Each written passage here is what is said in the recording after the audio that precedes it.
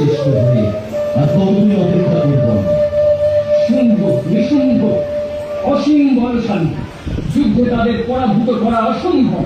তবে অন্য কোনো পথ সন্ধান করা উচিত। একমাত্র উপায় মাতা পার্বতীর শরণাপন্ন হওয়া।